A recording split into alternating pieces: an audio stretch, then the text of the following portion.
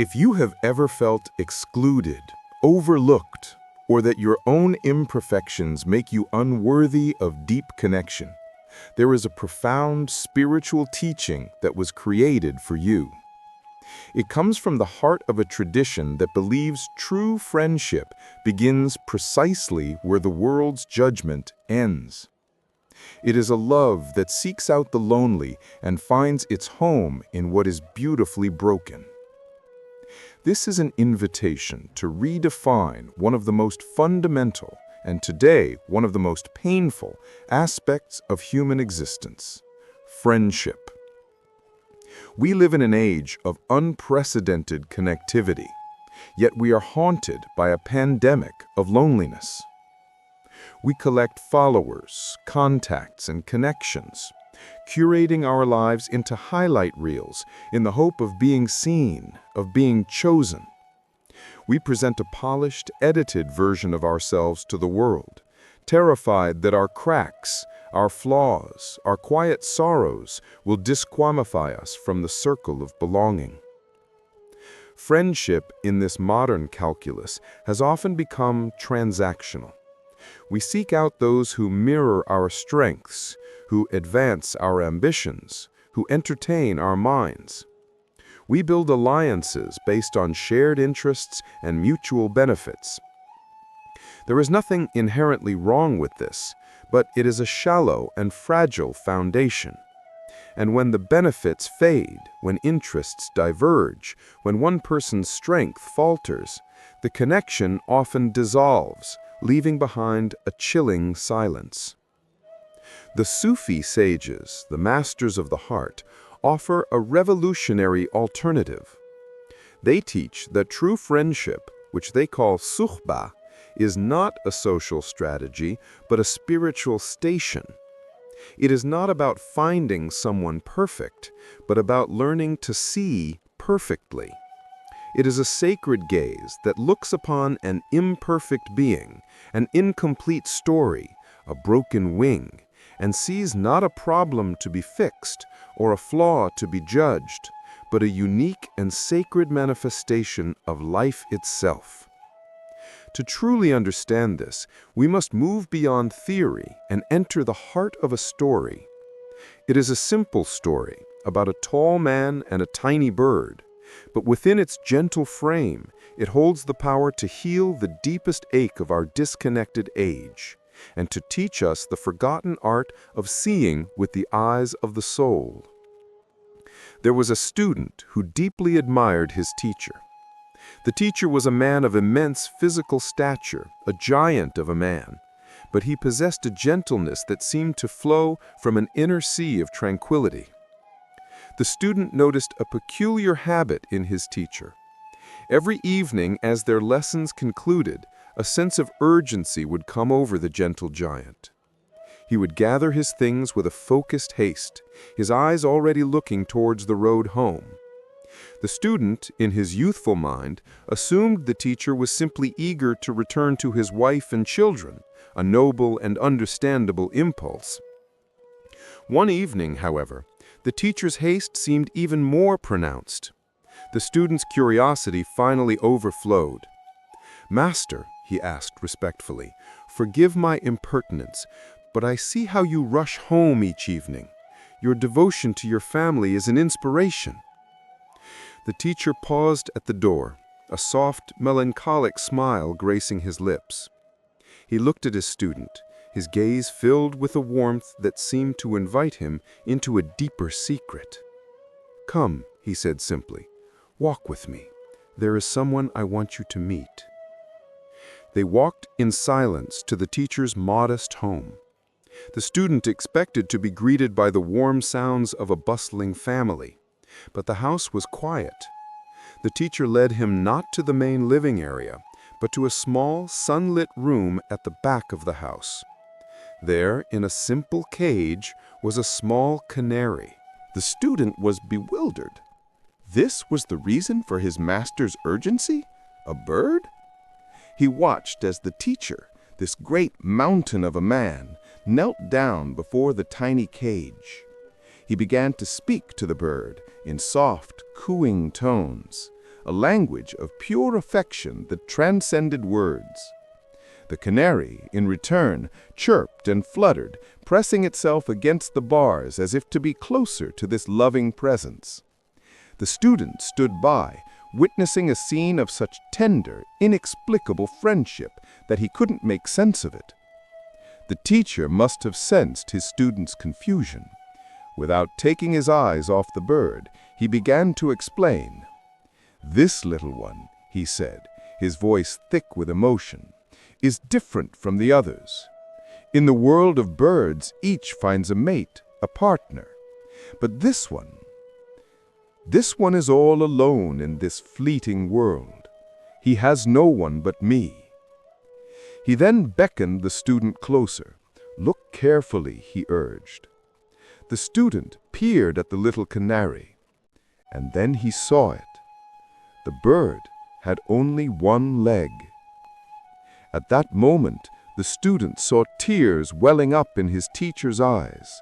A deep sorrow, a profound empathy flowed from the giant man. "After his leg was broken," the teacher continued, his voice barely a whisper, "the other birds cast him out. They would not accept him as one of their own. They would not be his friend. So he is all alone, just like me. He has only me as his friend, and so every evening he waits for me with such impatience." The teacher then looked directly at his student, his tear-filled eyes conveying a universe of meaning. "When I arrive, he tells me of all the troubles and sorrows of his day. He pours out his heart. Sometimes he complains to me about the other birds who have shunned him. Now do you understand why I am in such a hurry to come home?" A wave of shame and humility washed over the student. He could do nothing but bow his head. He had seen a simple errand, but his teacher had revealed a sacred duty. He had seen a pet, but his teacher had shown him a friend. On that day, the student received a lesson he would never forget, a piece of advice that would become a cornerstone of his life. The teacher placed a hand on his shoulder and said, "My son, love all creation. Love the animals and the birds. For a person who cannot love them cannot truly love people either." This story illuminates the very essence of Sufi friendship. It is an act of seeing. Specifically, it is the act of güzel görmek, a Turkish phrase that means seeing beautifully. This is not a naive optimism that ignores flaws. It is a profound, conscious choice to see beyond the flaw, to see the inherent worth, the divine spark that the flaw cannot diminish. The world looked at the canary and saw a broken, incomplete thing, a liability.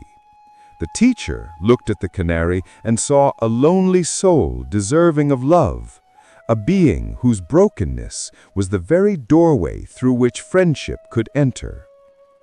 True friendship is not drawn to perfection, it is drawn to reality. And the reality of all beings in this world is a mixture of strength and weakness, of beauty and brokenness. A friendship that demands perfection is a friendship with an illusion. But a friendship that can embrace imperfection is a friendship with a soul. The teacher's statement, "He is all alone, just like me," is the key that unlocks the deepest chamber of this teaching. In his compassion for the bird's loneliness, the teacher recognized his own. He did not see the bird as a lower creature to be pitied, but as a fellow being, a co-participant in the great and sometimes sorrowful mystery of existence. In that moment of shared vulnerability, the difference between a giant man and a one-legged bird vanished. All that remained was two lonely souls finding refuge in one another. This is the radical empathy that lies at the heart of sacred friendship. It is the ability to say of another being, human or not, "Your pain is my pain. Your loneliness touches my own." This brings us to the astonishing statement of the Prophet Muhammad, a statement that stretches this principle to its ultimate conclusion. Standing before the rugged, stony expanse of Mount Uhud, he declared, "Uhud is a mountain that loves us, and we love it." How can a mountain love? From a purely materialistic worldview, this is nonsense. A mountain is a heap of inanimate rock and dirt, incapable of emotion. But from the perspective of the heart, from the gaze of beautiful seeing, everything in existence is alive and in relationship. To love a mountain is to refuse to see it as a mere object, a thing to be mined or climbed or conquered.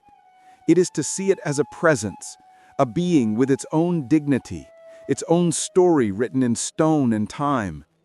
It is to recognize it as a fellow traveler in the cosmos. It is a declaration of friendship with existence itself. This is a love that asks for nothing in return. It does not demand that the mountain be more beautiful, more symmetrical, or more useful. It loves the mountain simply for being what it is. It is the purest form of non-transactional connection. Let us bring this sacred gaze into the landscape of our own lives. For this is not a beautiful philosophy to be admired from a distance. It is a practical art to be lived. Take a moment to become still. Close your eyes and allow the story of the teacher and the bird to settle in your heart. Feel the warmth of that unlikely friendship, the depth of that compassionate recognition. Now I invite you to perform a simple, courageous act of seeing beautifully. Bring to your mind's eye a person in your life whom you find difficult, someone whose flaws seem to loom large, whose actions have hurt you, or whose personality grates on you. Or perhaps bring to mind a part of yourself that you have judged and rejected, a weakness, a past mistake, a physical imperfection. Hold this person or this part of yourself gently in your awareness. Acknowledge the judgments that arise. Notice the feelings of irritation or disappointment or shame. Do not fight them. Simply let them be there like clouds passing in the sky. Now try to look deeper, behind the clouds. Just as the student was asked to look carefully at the bird, ask yourself now to look carefully. Look past the broken leg. Look past the difficult behavior, the harsh words or perceived flaw. Can you find somewhere within that person or that part of yourself a flicker of something else? Can you sense the lonely soul behind the abrasive personality? Can you feel the fear that might be driving the behavior you dislike? Can you see the resilience in the part of you that has been wounded but has still carried on? Can you catch a glimpse of the unbreakable light, the original innocence that exists in every being beneath all the layers of conditioning and pain? You are not being asked to condone harmful actions or to become a doormat. You are simply practicing a shift in perception. You are choosing for one moment to see with the eyes of the teacher. You are looking for the lonely bird within. You are searching for the mountain that can be loved for what it is. Stay with this for a moment. What shifts within you when you look at this person or this part of yourself, not with the eyes of judgment, but with the gaze of sacred friendship? What softens? What opens? This is the practice.